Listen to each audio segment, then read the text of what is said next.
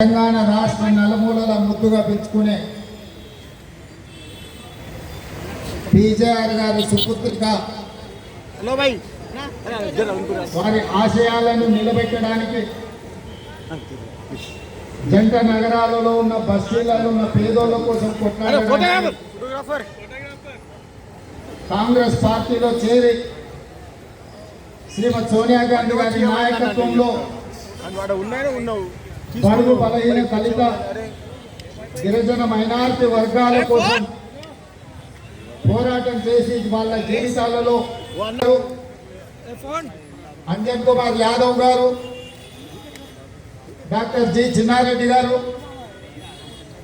doctor Mallu Ravi గారు,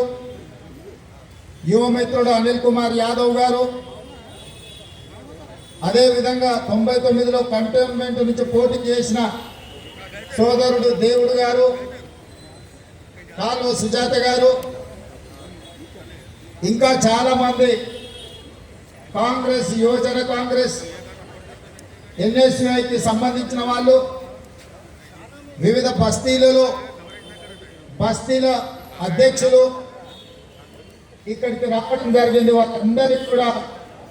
మనస్ఫూర్తిగా Telangana Congress party పక్షాన